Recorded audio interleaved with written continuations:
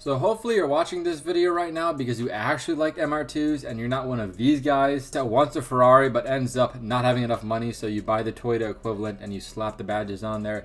This video is not for you guys. Nice car. What's the retail on one of those?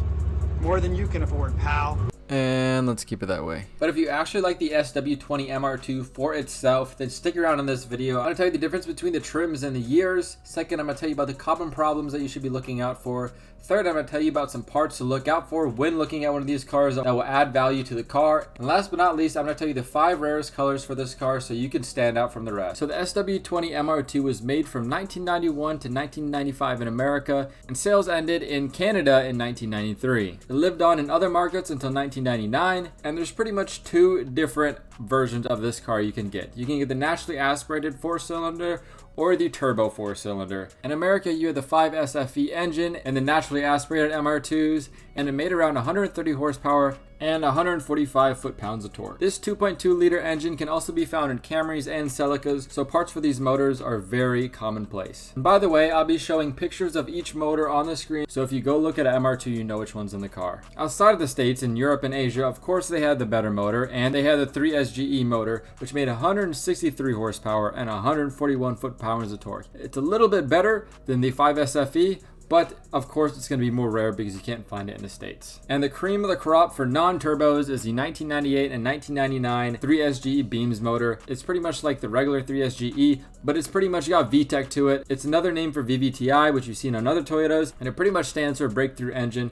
with Advanced Mechanism System. And this motor makes 197 horsepower and 159 foot-pounds of torque, which is about 30 more horsepower And more power, baby. than the regular 3SGE. For the turbo model, they had 2 different motors that went in this. They had the Gen 2 3SGTE and the Gen 3 3SGTE. And think of saying that 3 times. 3SGTE, 3SGT, 3G... Damn. The Gen 2 made 200 horsepower with 200 foot-pounds of torque, and the Gen 3 had 40 more horsepower that bumped it up to 242 horsepower and 223 foot-pounds of torque. And the bad thing about the Gen 3 is that was only offered in Japan, and of course in the US we only got the Gen 2. There was 5 different revisions to this car over the years, and the owners of these cars shortened revisions to Rev, so it's Rev 1, Rev 2, Rev 3, Rev 4, and Rev 5.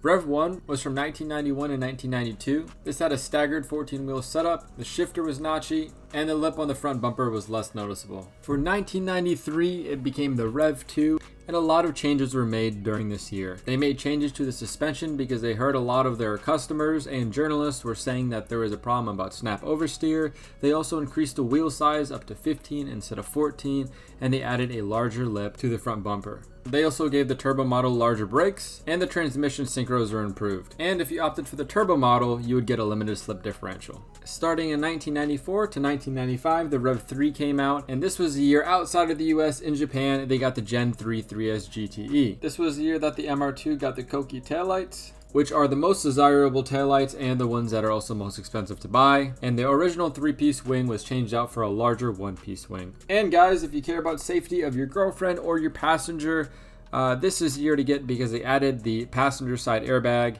But this was also the last year you could get the MR2 in the States. Outside of the US in 1996 and 1997 was the Rev 4, and the only really big change was they added turn signals to the fenders. And last but not least, in 1998 to 1999, they had the Rev 5. The Rev 5 is where you could get the Beams 3SGE if you're going naturally aspirated. And again, they also updated the rear wing, making it adjustable for downforce. It also came with a refreshed set of 15-inch wheels, and at the interior got some red stitching to make it look a little bit more sporty for the last 2 years. So now that we got the trims and the differences between the years out of the way, we can finally get on to the common problems you'll see with this car. First and most over-exaggerated problem that this car has is snap oversteer. This isn't your normal Corolla or Honda Civic.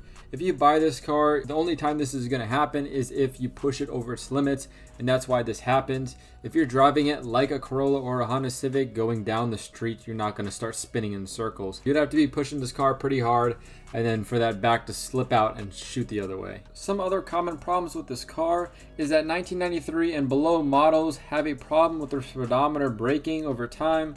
This could be for many different reasons, and it's something you should just look out for if you're checking one of these out, so you can show it to the owner of the car and maybe get the price down a little bit. This next problem is very common in all T-tops cars if the car does have T-tops, and pretty much the rubber seals surrounding the T-tops get brittle and they let water through. The only way to fix this is buying new seals, and a lot of the time these seals are super expensive. If you don't want to pay the OEM price, they do have aftermarket options and they are a little bit cheaper, but a good way to test this is just get a hose and make him spray water on top of the car while you're sitting in it and see if any of that water gets through. That's also another great way to get a deal on this car. The most common places for rust on this car is the bottom of the doors, the inside of the wheel wells, the door sills, and these strut towers. And last but definitely not least, the problem you're going to want to look for the most is the hell on earth coolant hoses. These are located right behind the turbo and they attach to the oil cooler. The tube itself is very cheap. I mean, you can go to AutoZone and get a tube. But the problem is that it's in a hard to reach place. So it is a pain in the neck. And most times you have to take off the turbo and the manifold just to get to these hoses. Now we're going to get into the parts where if you see this on the car that you're looking at, that is a good sign because these parts are worth money. The LSD came out in the 1993 model and passed, and an easy way to check is to see if there's a sticker on the rear diff that says LSD. Well, duh. Of course, you want to be looking for a turbocharged model if you're looking for rarity or a little bit more fun.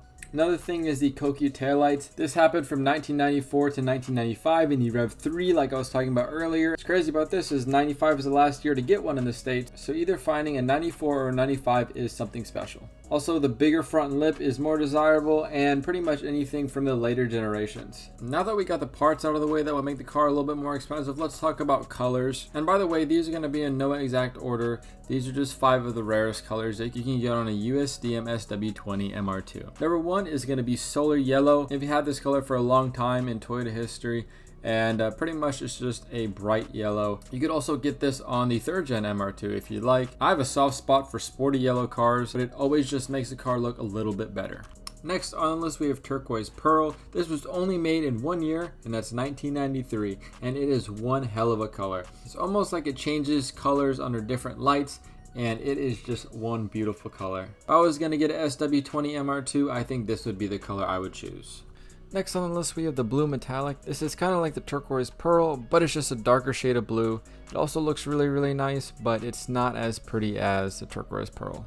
Number 4 on the list is going to be dark emerald pearl. And almost every Toyota, this is like one of my favorite colors just because it looks so damn good. If it's paired with saddle tan interior, it's even better. And it just creates that classic look that no exterior and interior colors can beat. And the 5th and last color on this list is aquamarine pearl. It's another one of those colors that kind of shapeshifts in the different lights. It sometimes looks green, it sometimes looks blue, and it also in dark light looks black.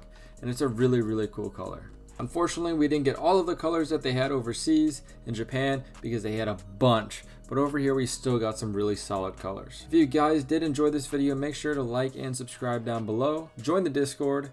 And if you have any other car you want a buyer's guide or top 5 rare parts, make sure to leave that in the comments down below. And I'll see you guys in the next one. Peace out.